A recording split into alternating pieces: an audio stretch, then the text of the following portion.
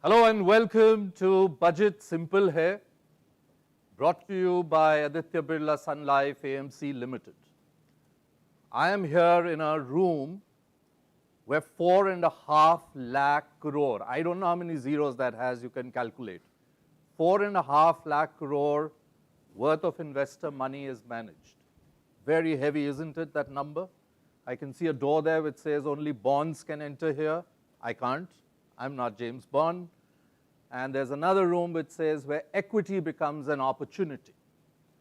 This is where all the crunching, all the number crunching of Budget 2026 is taking place all around here. And then the positions and what and where to invest in is being decided in those two critical rooms.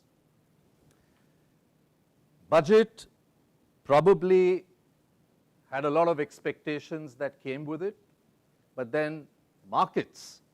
And I learned one thing when I started my career, and that was from legends like Balasubramanian, who will be joining me very shortly, was that the market knows everything. And in Hindi, if you say, it says, Bhav Bhagwan che, means everything is in the price. Yesterday, the reaction of the market was certainly of a kind which didn't approve of the budget. Was it just the STT? Was it the current situation that corporate India and the markets face and how the budget addressed it? There is no doubt that it was a work in progress budget. There was a vision already outlined, and it continued with that vision. But to understand all of this, joining me today, as I said, will be the legend, more than 35 years experience in the mutual fund industry, in investments, debt, equity, and running this wonderful company. And joining me also will be the CIO for equity, Harish Krishnan, and the CIO for fixed income, that is Kaustubh Gupta. We're coming to you live here on YouTube. Hi Bala, hello, wonderful hi, meeting you. How are you? Fine, thank you. If I count the interim budgets as well, it must be 45, 50 feet. Must be, yeah. Close to the number. Because yes, we've seen years when there were 2, there were 3 budgets as well. Yeah, right. So I think we're all now of course outside. Less excited about the budget. This is the first ever budget presented on a Sunday. Oh yes, absolutely. Yeah, and made all the money managers to work on a Sunday. But you anyway work on a Sunday. Of course, I am an exception, but every time I meet you, I was telling your younger colleagues the kind of energy you bring to the table. I was still remembering 10 hours of road journey together with you. Yeah, right. And you were fresh like a daisy. Yeah, Yatra, Digi Yatra. Tell me, Bala, yesterday we saw a very ferocious reaction from the market. And even in some of the comments that you have already announced. Correct. You have said that it is a budget which is laying the foundation for long-term sustained growth. Correct. Now, markets are like human beings. They are emotional, so they look at more the immediate situation. But if you could outline for our viewers of Simple Hai, where and you've been on the show, we try to decode it very simply. Do you think that the immediate reaction has been a bit more than it should have been? Or do you think that while on the long-term side everything is fine, and I'll come to certain questions on the short term. Sure. What is your first reaction to this budget? So when I was listening to the finance minister, the way she was narrating the 7-point agenda, Yes, the 7 sectors highlighted, how they are going about building the Vikshit Bharat to become true. And each of the steps, the way she explained, I was turning extremely bullish. Because she is addressing points that are more relevant for India, especially to stay resilient at this point of time and grow faster than the rest of the global economy, and yet face the challenges that is coming from a geopolitical risk, including tariff, and India should stand apart compared to other nations. Therefore, if you look at from that angle, the budget has been one of the best ever budget, I would say. In fact, Really? I rated the budget on a 10 scale, a 10 to 10 I scored, because it's the one good thing that has also come in is about putting out the roadmap, not for 1 year, for say 5 years and even up to 2047.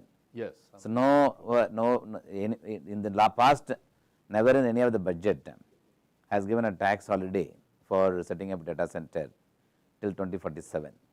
So, which I thought this is something they are looking beyond the budget and to make it more sustainable, giving more visibility to whoever is investing in India from abroad, as well as the people are investing in India. They should have the long term visibility. Of course, market always looks at what is it for me, and I mean what is it for me market. It is the capital market. Yes. So, capital market looks at a few things like change in the capital gain tax, change in the income tax, and change in the excise and other structures, and also change in the related to the security transaction tax. So, what came in security transaction tax suddenly turned out to be bit unexpected. On the contrary, the market was expecting, though it is unfair for the market to expect to change the long term capital gain tax, but there was some kind of feeling given the fact that the FIIs have been out from the market. So, is there any reason for that capital gain tax to be reversed at this point of time, so that more FII flows can come?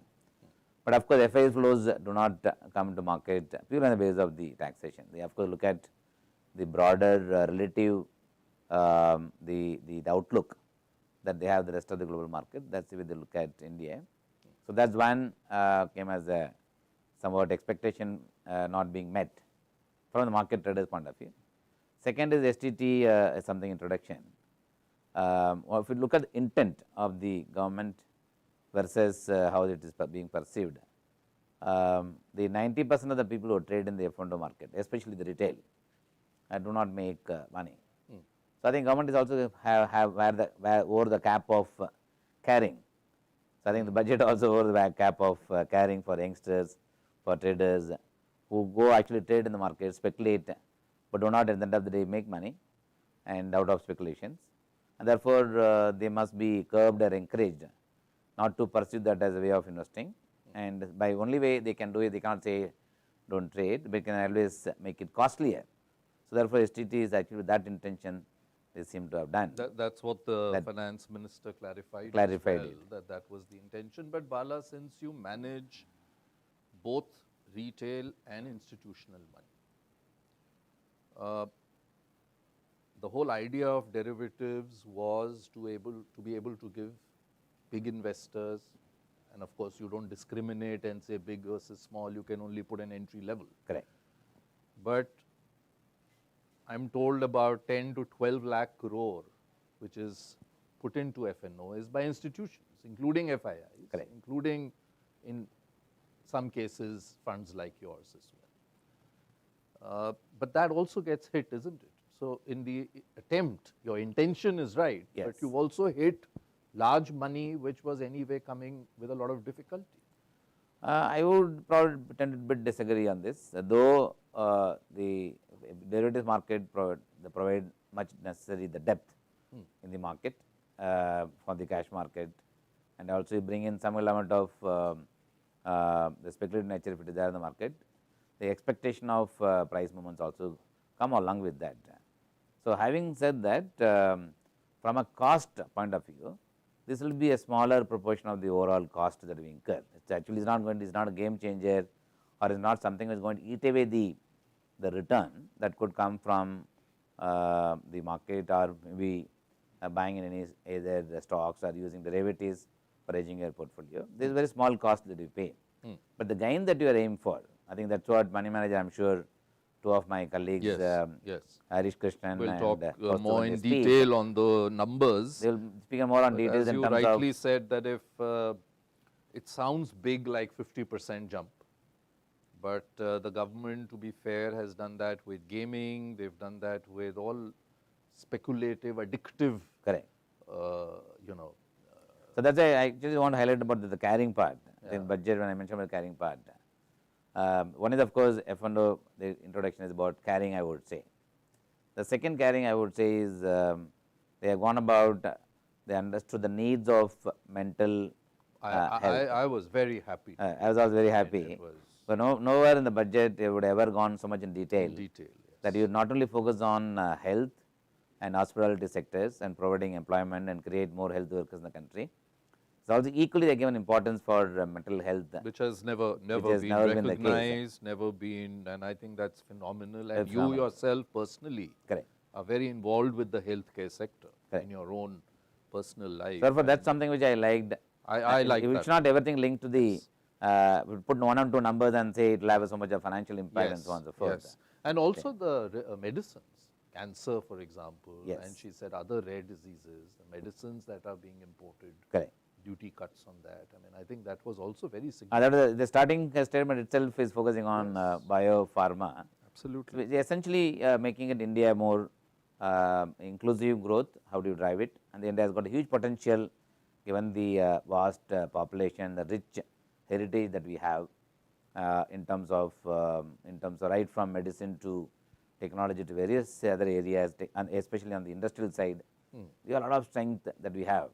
And therefore, this budget has gone about building each of those strengths that we have, how to make it more institutionalized way of that we can drive it, including legacy industrial sectors, giving some kind of impetus. We have the capability, but have we changed actually our business model over a period of time to be in line with the rest of the world by putting technology, people, and that is something again they are keeping a budget. These are some of the things I would say innovative, deep enough for deep thinking that they are given in order to make it more sustainable.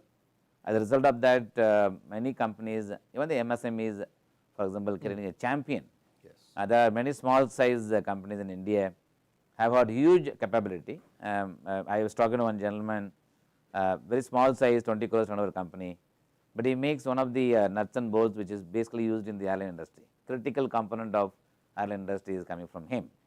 But for that equipment, how do you help them scale up? How do you help them scale up? That's again that's something they have identified as one of the area of focus. Therefore, broader basis I would say is good. You also said in your statement yesterday that it will help to deepen the bond market. What did you find in the budget that will help deepen? She talked about municipal bonds, and incentive to come directly to the bond market. Correct. How else do you think this budget tackles? So, we were hoping that the budget will bring in some kind of tax element for the bond market development, so that more money can come into the mutual fund because there is a tax benefit they get. At the same time, like equity market, bond market also provider of capital for expansion. Even today, Government of India themselves do borrow quite a lot. But I think they have understood the importance of developed bond market. Instead of giving a tax incentive at this point of time, I think they seem to have focused, or rather they are quite confident of building an institution that can do the market making for the bond market development. And that is something I am sure will come out. Like high level committee they have announced would be set up to completely relook at the banking system, especially public sector banking system. And also the nudge to the municipal corporations that I am willing to incentivize you, go directly to the market and raise bonds. Correct.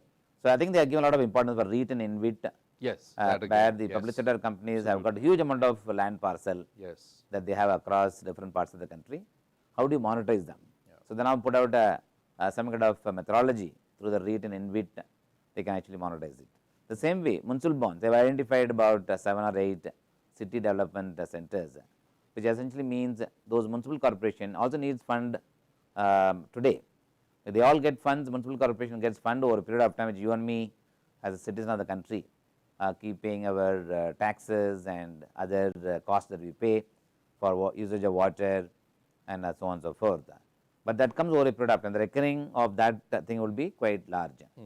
But can we also encourage this municipal corporation to issue bonds to get money today for the future development?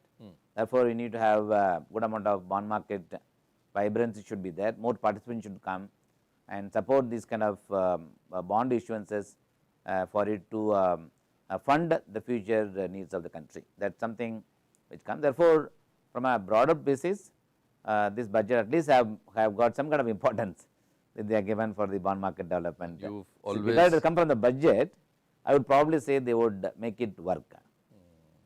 Let's talk about 2-3 immediate challenges and whether or not, and I'm not saying the budget had to address it, a lot of things happen outside of the budget, but could the disappointment be because of that as well? And that's something I'd like to pose to you. So, for example, one of the biggest challenges today which is facing the market is the earnings turnaround. And even in the quarter that we are in, a lot of companies have had to provide for the new labor code. Yes. And while there were many who were hopeful that the earnings, and of course I'll talk to Harish more, but more at a larger point from you, did this budget give you the sense or the market the sense that we are cognizant of earnings growth not recovering as it should have? Second point, Bala, private capex. Yes. Government has been bearing the load and capex from the government has only gone up, which is great. Otherwise, God knows where we would have been. Correct. Correct.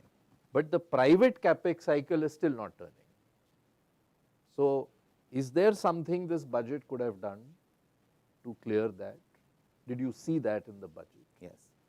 And the third, FII flows. I mean, it continues, and along with it is the rupee weakening. Correct. Does this budget, or would you say the budget was not meant to do that? But that's what everybody expects from the budget. It's not just personal tax. We individuals feel happy about that. But Correct. as a market, you want to see that, right? I Yeah. mean, does it address these issues? So, I think budget has addressed many of these issues by bringing in policy framework. Okay. Keeping aside allocation, like capital allocation. Yeah. So, they continue to maintain close to about 12 lakh crore capital allocations.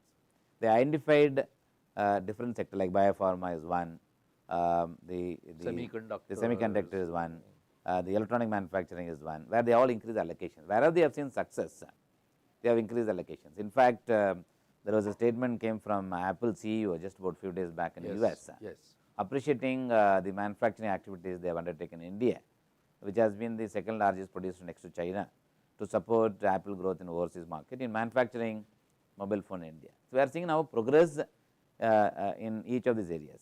Second, they have also identified the rare earth minerals is a new business opportunity, and identify certain states in which we do possess the rare earth minerals, which is the most need of the hours today, which is widely discussed globally. That is something we identified in order to connect the respective states. They have also given some allocation towards the waterways. And last about focus is about skill development. I think you talked about the labor code.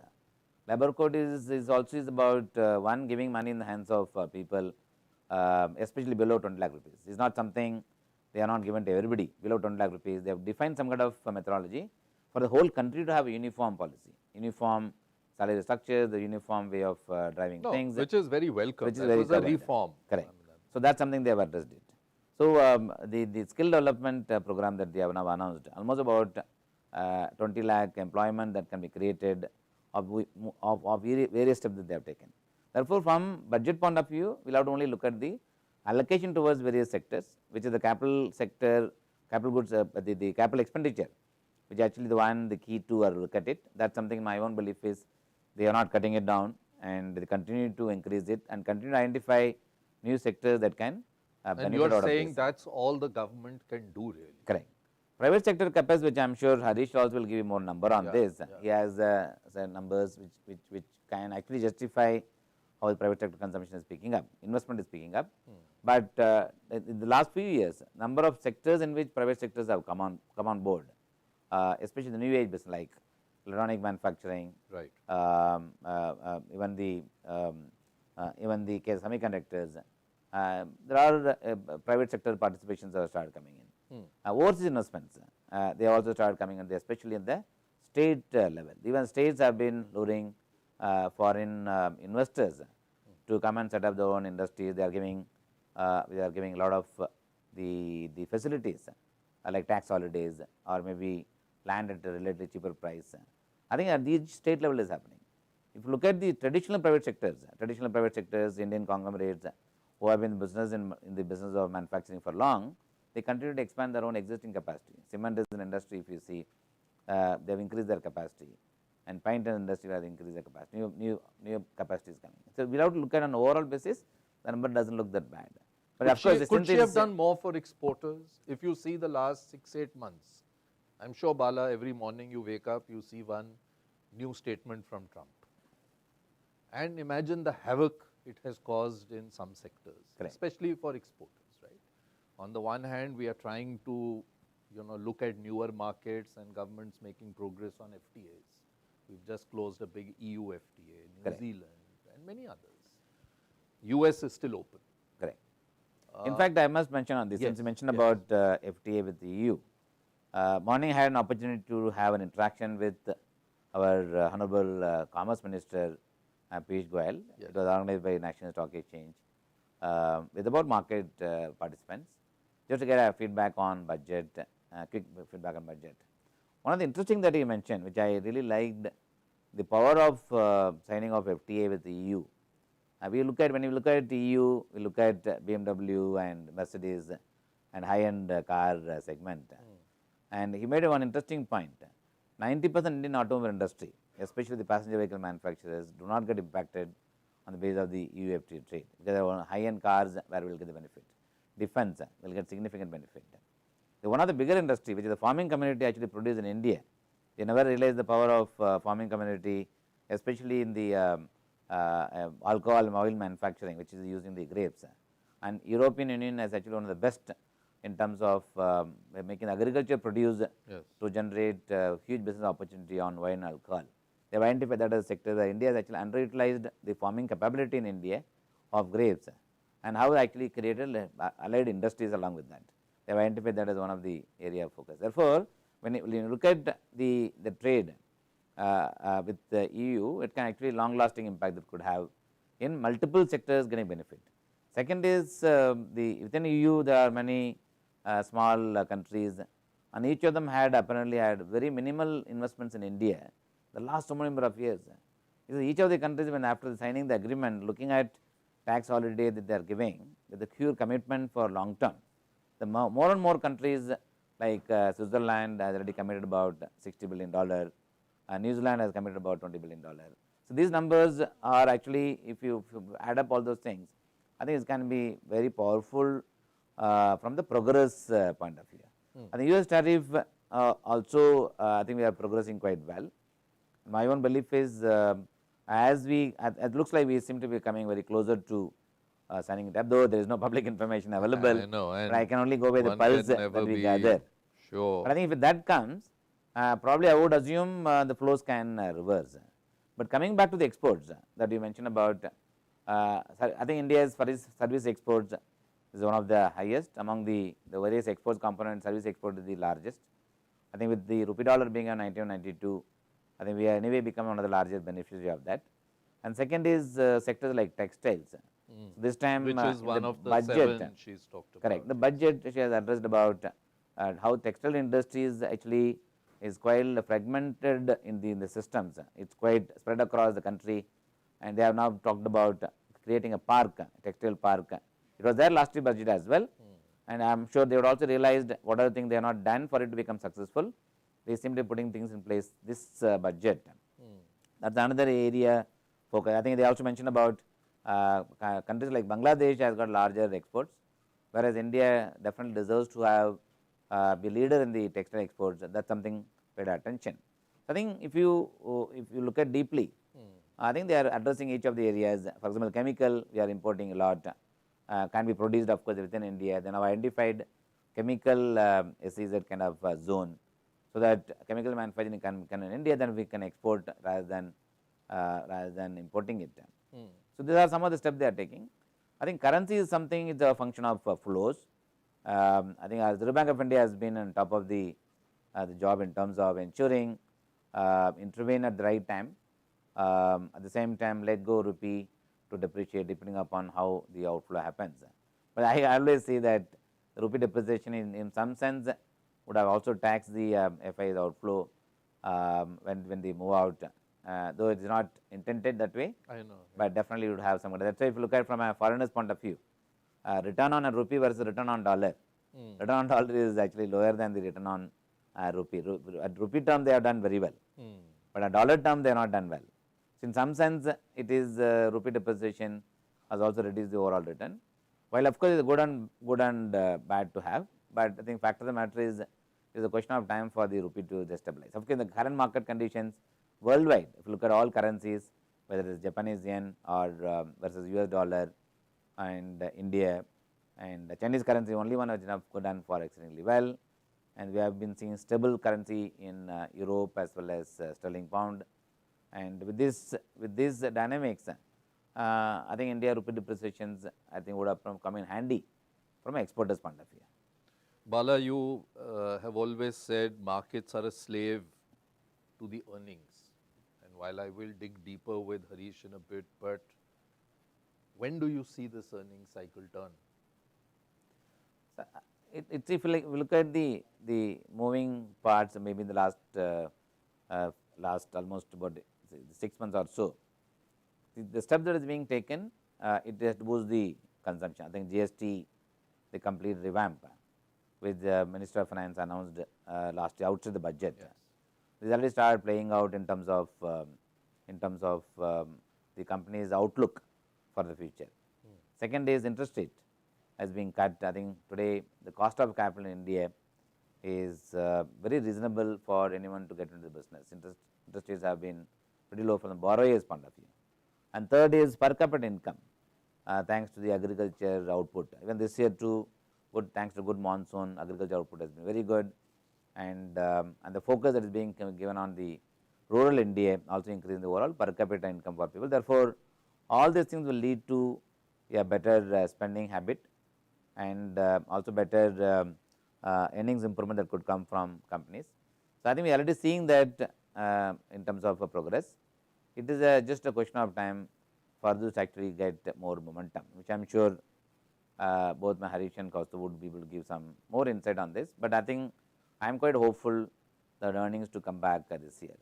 Plus, given the fact that our markets have remained somewhat sideways for the last 1.5 to 2 years, you can also say that we have gone through our own period of time value correction. To the extent we would become more attractive even for foreign investors to look at India compared to other markets. Bala, events come and go, and we've had budget is a big event, but other than that, in your career, in my career, we've seen wars, we have seen all kinds of events that happen and affect the markets, some positively, some negatively. But if I am an investor, and this is one of the questions that is coming in, for someone doing SIPs every month, does this budget change anything at all, or is it business as usual? I think business as usual. See, SIP itself, I call it as a recurring in nature. It is supposed to be recurring in nature. When you save in the form of recurring in nature, you are not saving it for today. You are saving it for your future need. I am not even saying want. I am saying future need. Everyone has got the future need to be generated. Therefore, SIP is something. It is a permanent. Let the market come and go. I think market will go up or go down. I think what has remained constant over a period of time is the upward trend remain constant. So, I think whenever in the, as I always say, even in a human life, we go through our own ups and downs. In a life cycle, 2 times Sade Satsani comes and then goes. And everyone gets worried during that period of time. That's what somebody is writing. Okay, when a market falls 1800 points in a day, dar to lagta hai. No, dard lagta hai because of you are seeing your portfolio. Don't see your portfolio. Don't see your portfolio. Continue just and the way continue. you are. Yeah. Because you must also appreciate the same portfolio gave you good return. That give you a joy. And same portfolio when a market falls, it gives you sorrow. Because both will coexist. But on either side, you have to stay quiet. Either side, of course, listen, see your portfolios, they are all fine, but don't react and don't get too excited, don't get too much worried. But at the end of the day, as an economy, I think we are going to go towards the $10 trillion economy, even beyond. Therefore, the economic growth is remain good. Even government of India, even this year, they know very well that they have not been extremely successful in closing some of the things which were to be done by the government, and like tariff, US tariff, still done the negotiations. All these they are doing it in the best interest of the country. Therefore, we have to give some time. So, governments will do what they have to do. Yes, We should do what we have to do, yes, which is keep our continuous investment going, yes, be patient. I was seeing some mailer which came yesterday which said that one of your schemes in 30 years, and many have crossed 30 years now, 186x. yes. Some of the SIPs what somebody has done in our FlexiCap fund. 186x. Yeah. I mean, index would be 40x, Yes. maybe, from 2000 to say 80,000 on a Sensex.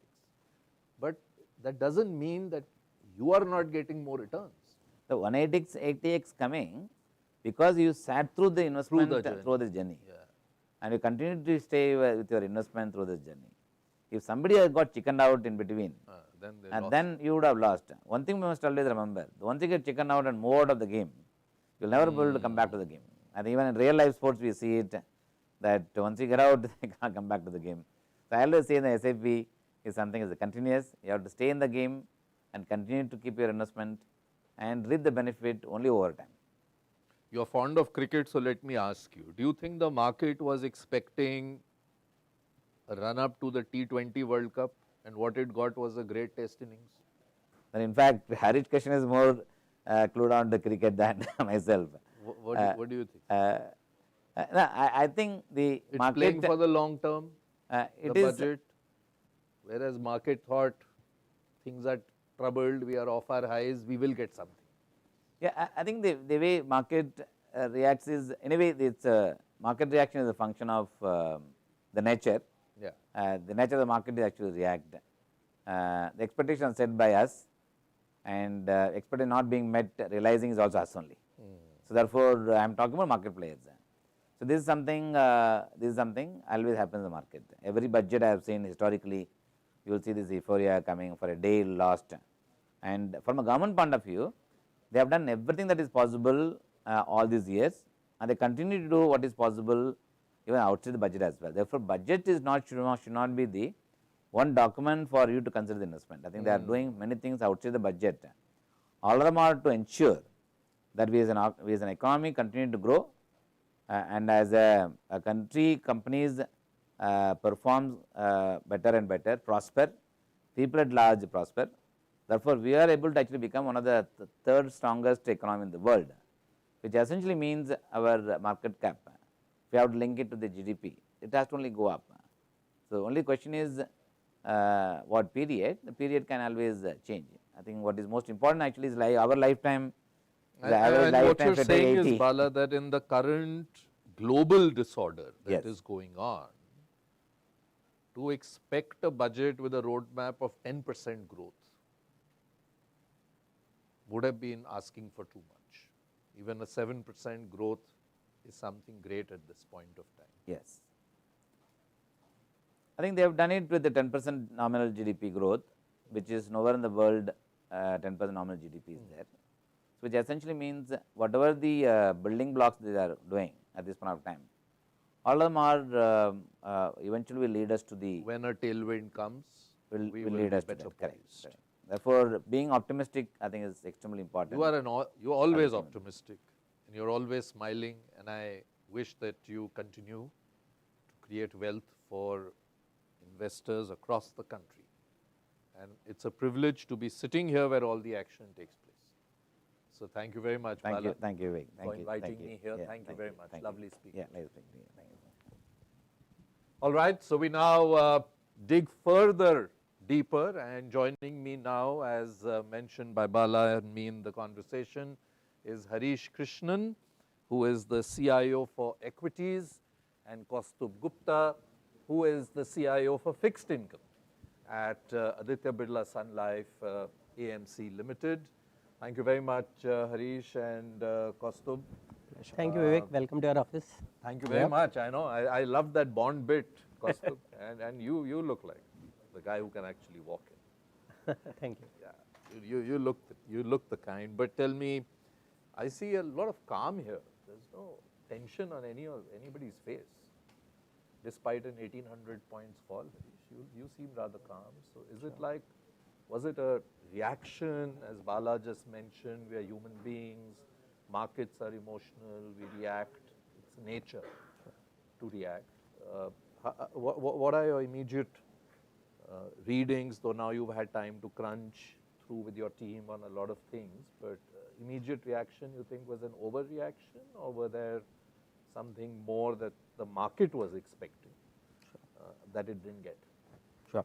So the way we kind of look at it is that this, over the course of the last 15, 18 months, if you have, is like a reboot moment for the markets, right? There have been a lot of events which have happened, which are kind of questioning the global world order, if I may, be it the geopolitical setup, be it the war that we'd seen of some kind, as well as the tariff uncertainty, right? Now, in this kind of a scenario, the policy makers have kind of refreshed their arsenal, focusing on newer things. Okay, so what are the vectors that they've broadly kind of focused? And I'm just not talking about yesterday's budget, but I'm taking a slightly longer stance of all the things that the policymakers have done. Okay, which is that a greater focus on the domestic consumption. That has been one key pivot, so to speak, that the government has done. A focus on growth rather than just macro stability seems to be the broader message coming in from the Reserve Bank of India, as they try and press the pedal for greater transmission as well as greater credit growth. That is the second key vector. The third key vector has been the fact that among the entire equations that are starting to come through from a tariff perspective or from a trade perspective, it seems that rupee is seen to be the area where they have got the power to kind of give some kind of competitiveness to the exporters. So that is the broader kind of a policy response. Now, as investors, therefore, for us it is important to take a fresh guard.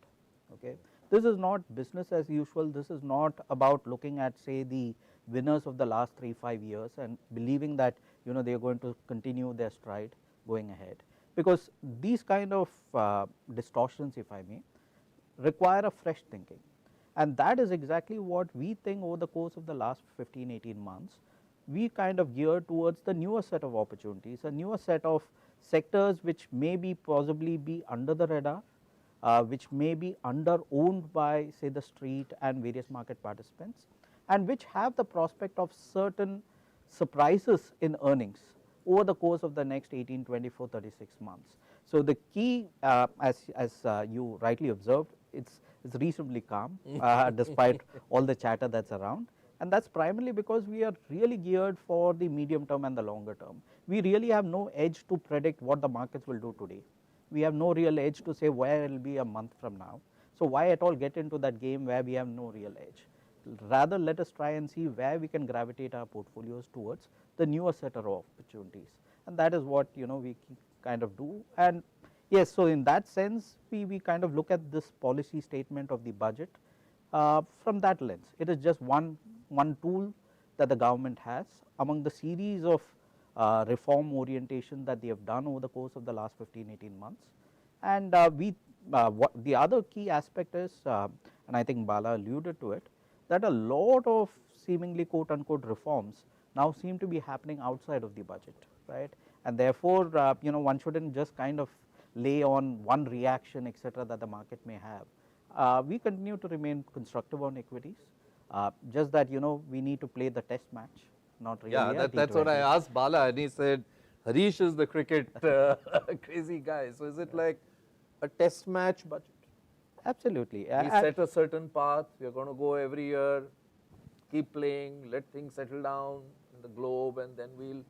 Whereas market was somewhere expecting a T20 innings, that the world is in disorder. Let's go out there and announce some big bang, hit some sixes. That didn't happen. Yep. So except for the STT, which was like a. No, but I think that there are all kinds of pitches, right? Even in a test match, there is a day 4 pitch, there is a day 5 pitch, etc. And it is important to understand that the broader setup of the world order is something which is in massive flux. This is not a business as usual kind of a setup, right, and therefore it is also important to be fiscally prudent. It is one thing to go on steroids and say that I am going to take on any amount of debt, and I am sure my colleague out here will have a lot more to say about the conservatism, and it is another thing that what you have, try and direct it in ways that give the maximum bang for the buck. And so while there is a sudden disappointment with respect to the securities transaction tax on F&O. Does it affect me as an investor in a mutual fund? Not to a significant extent, in the sense that we use futures primarily on the arbitrage side. So for those particular schemes, yes, has the cost gone up a bit? Yes, absolutely. Similarly, for certain hedging mechanism, we may be using like the futures. New SIFs which are coming. Yeah, to a certain extent, yes, those costs go up. But again, is it something that is day and night? The answer to our mind is no. At the end of the day, we like less friction, a greater transmission, etc. But you got to adjust to the new realities of the game, and then kind of put your best foot there. So I think from investor point of view, this doesn't really change anything. For possibly the day traders and the quote unquote speculators, possibly there's been a significant upping of their cost that they need to kind of factor in before they kind of do into this kind of a path. Kaustubh, coming back to you, Harish, on the earnings part and other factors which are impacting the market, but Kaustubh, in the run-up, when I was speaking to people, there were a few market participants who said that the finance minister should just not think about it, the fiscal deficit. The world is in disarray. Let us go full on, and in all the commentary that one has read, so far, everybody has praised the fact that you stayed on course. Yes. So if you could explain to investors why this was so important to stay the course. I mean, COVID years were different. It was a one-in-a-century event. Yes. And as Harish said, you can't just keep, shooting your fiscal deficit. So if you could explain very simply that why staying the course, maybe you've come down a notch, not too much, but staying the course was so important. So from a cricket analogy, look, we are probably in the day 4, day 5 pitch, where the pitch is clearly deteriorating, and you need to, when you are chasing a target, probably the better way is that you conserve your wickets and chase the targets. In a financial world, what's happening is that, especially in current regime, the geopolitics is the flavor of the decade. And in this geopolitical setup, the only reason that India is still being resilient is that India has focused last 15 years actually on macro stability. And this budget further reinforces it. The single most important reason that today India has standing out is that we have focused on fiscal prudence, we have focused on inflation being under control, we are focused on better quality of expenditure by the government, we are focused on reducing taxes, to start with corporate taxes, then eventually income taxes, and then GST rationalization. So a lot of supply side reforms has enabled that despite so much of turmoil, the local conditions as if that India is a island of stability. In fact, last policy governor said that we are in a Goldilocks scenario, and it's so different from a policy maker coming out of it, especially being emerging market country. Look at the countries around us, both from a geopolitical standpoint of view and also from a macro standpoint of view. We have seen what happened due to Russia conflict when the oil prices went up. We felt as nothing has happened. When COVID crisis came in, barring the initial 3-4 months blip, things actually settled down pretty fast. So all this is reason of the sole focus of macro stability, and fiscal budget is the single most important determinant of macro stability, because it impacts the kind of expenditure, inflation, the supply side reforms is predominantly driven from that part of it. And I think rightfully so, even this budget at least barring the few I would say disappointments on equity side, on STT or maybe on debt side on the gross borrowing numbers, this just enforces that now we are here for the long term thinking rather than thinking short term, and which is why eventually each budget you will look like a statement of accounts, that is it.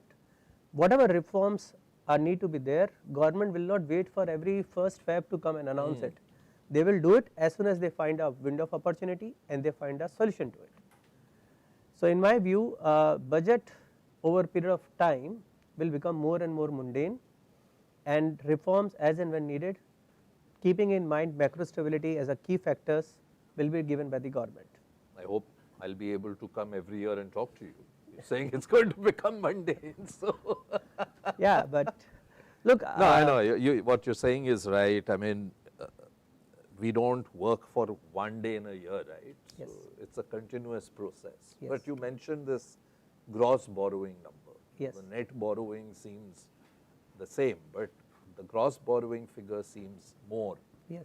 than what was anticipated. So given that that is the case, how would you reposition yourself from an investment point in your debt funds? So two ways to look at things, one is fundamental and second is technical. The fundamental point is that if macro stability is ensured, inflation is contained, ideally it should ensure that the cost of borrowing of the government does not increase. The technical part is just because of demand supply mismatch, because market was expecting some X amount of net and Y amount of gross, government broadly the numbers came very much similar to the net borrowing estimates. Of course, the gross borrowing number was Y plus something. Now which has led to some bit of a knee jerk that market as of now is worried that who is going to buy this additional supply. But from a bond market perspective, I think clearly the ball is in RBI court. As such, RBI has cut rate by 125 basis points in last 1 year, but if you see the yield curves have not budged at all. Clearly there is a transmission problem, and along with the transmission problem there is a problem in terms of duration supply, which has been the pain point for the market. To give you a flavor, average central government borrowing prior to COVID used to be closer to about 14 years. Today government is borrowing at average 19 years. Similarly, state government which used to borrow at on an average 10 years, now they are borrowing at 16 years. Now because the COVID rates were too low, it did not hurt us, because in between JP Morgan flows were coming up, again market did not bother much with this duration supply.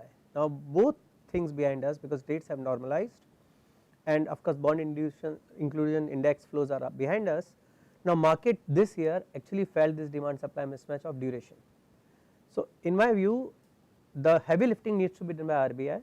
RBI has done its bits in terms of rate cuts, but now they need to force these term premium to cool off. Once they get their act together, I think this additional gross supply will also get accommodated by market very easily. And what would you expect the RBI to do in terms of decisions? So of course we do have still some bit of space left in terms of rate cut, because our expectation of inflation is still benign. But beyond rate cuts, I think, and they need to convince market that they are not comfortable with this level of term premium, because the entire good work of sticking to fiscal consolidation path, it gets unwounded with this kind of supply. So second and most important thing beyond the obvious rate cuts that could come in is on the tweaking the supply calendar, and they need to be complemented with large OMO buys so as to target these term premiums which are extraordinarily large with respect to the historical perspective. So if they, in my view, they take all these three things together, most likely what we will see is much lower term premiums which are very steep today, and rates will settle lower. Harish, let's talk earnings. And one more question before that. The finance minister outlined 7 sectors as key thrust areas. Were you already invested in these sectors, or as a fund manager you would want to look at these more closely because the government's got its wings, because whether it's semiconductors, whether they've all been talked about globally. Yeah. But has anything changed for you as far as your position in these 7 areas is concerned?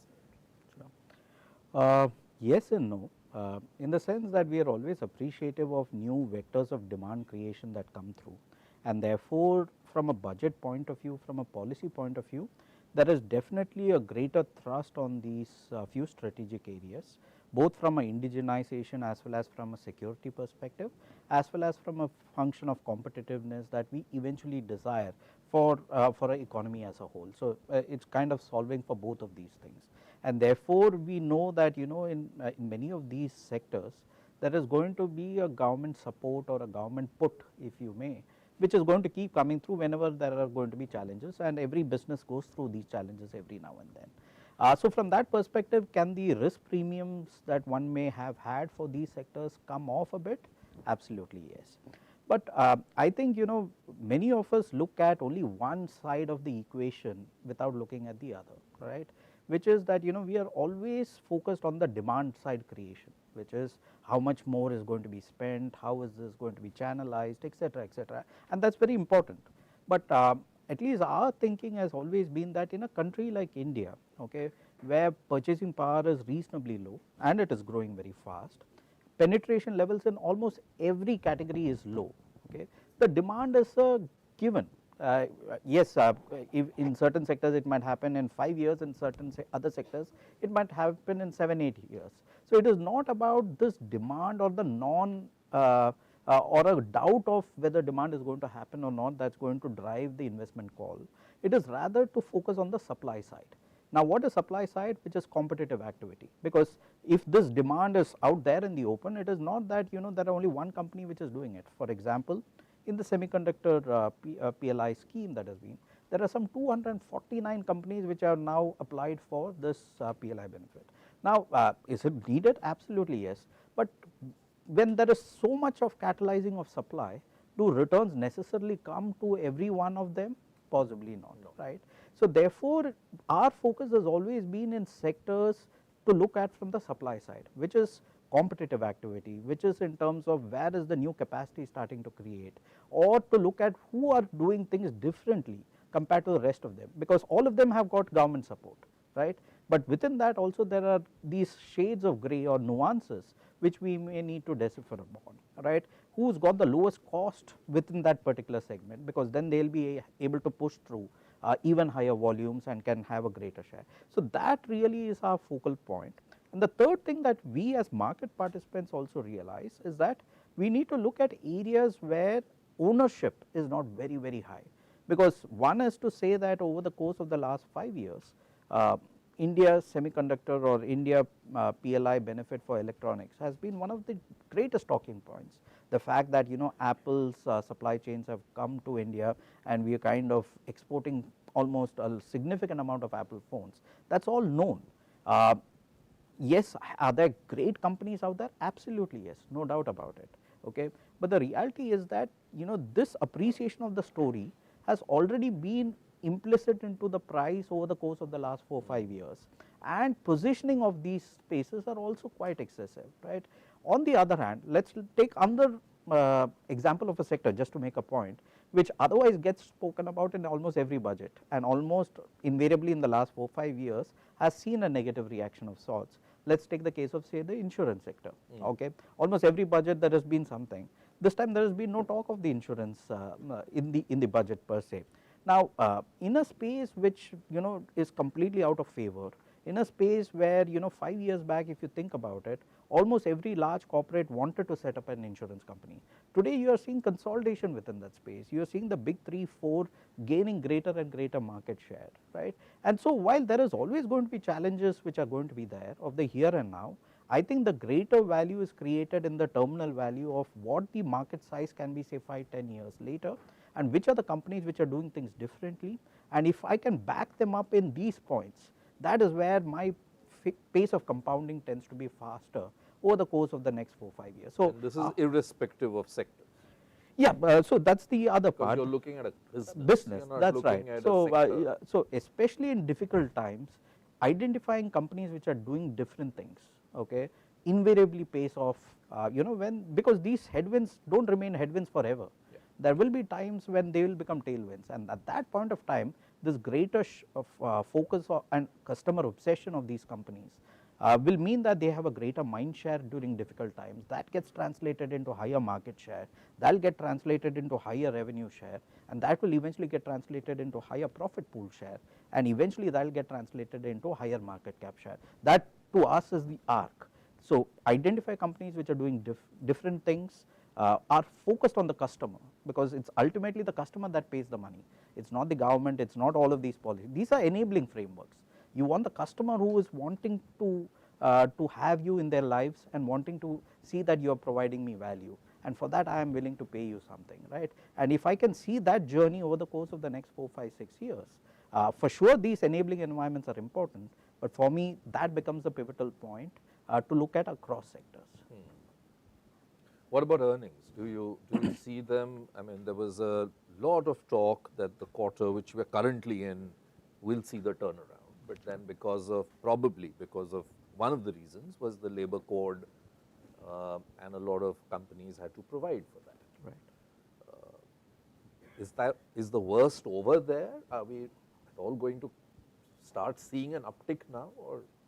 We definitely are positively biased in terms of earnings growth for broadly 3 key reasons, right. First is of course the base is very low. The fact that the whole of last year we have been in single digit earnings growth does provide a base for an acceleration, that goes without saying, right. But like I said, the policy resets that we have seen over the course of the last 2-3 years or the last 18 months or so, which has been focused on the domestic consumer. There has been demand that is kind of getting catalyzed by greater government spending as well as the consumption is concerned. Secondly, you have got the transmission of RBI's policy rates that should lead to a higher credit growth, and with that should further ease that overall cycle over there, right. The third aspect which not many people speak a lot about is actually currency.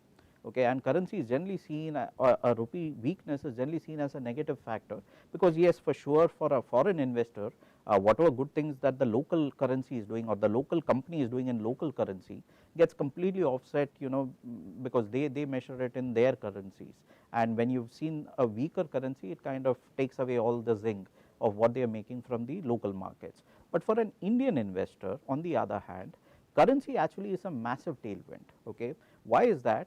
What we have seen is that almost 55 to 60% of the top line of India, the revenue pool of India, is in some sense positively linked to weaker rupee. Think about energy, think about metals, think about auto ancillary. 50 to 55%. Yeah, IT, pharma. So the revenue pool is actually in some sense dollarized.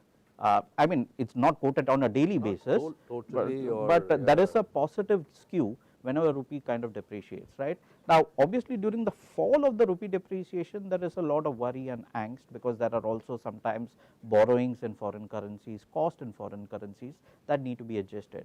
But once we get into a phase of stabilization, that is where this entire revenue pool kind of accretes to a higher earnings base, even as margins might be a little lesser. So if you look at, I mean, you started out saying that earnings has been weak. Okay, I think if you look at the last 18 months or so, the biggest problem for earnings in India has been weak top line growth. It has not been margins. Margins have been doing exceptionally well, right. Now when you see that nominal growth itself, which is expected to go from 8 to say 10 as given by the budget and possibly higher, and you've got say a weakening currency, all of that would mean that you actually are going to see top line growth coming back into the system once the rupee kind of stabilizes. So I think a combination of these 3 things would mean that over the course of the next 18-24 months, we should be at a higher trajectory than what we were in the last 12 months. However, the key is how much of this is already priced in, because that's the area that we are in. I think a significant amount is priced in, but there is still today a kind of a disbelief that and as and when these numbers start coming through, I would think that markets will have greater confidence in that India story, which we are definitely convinced on, and which is why we think that this is a great opportunity to add to equities from a medium to slightly longer term horizon, which is essentially the framework that we have from an asset allocation point of view. Kaustubh, what should be the expectation of an investor when they are now putting in money in a debt fund? I mean, of course, debt fund is not one fund, there are so many, and now hybrids are the Yes. a big story where a debt is a very important part. Asset allocation funds are where the debt has a very important part. So I know I can't categorize, but if you were to take certain duration, like say a liquid fund or an income fund, given what you have seen in the budget, given whatever you have talked about in terms of how you see things panning out, what kind of return expectations So look, should people have?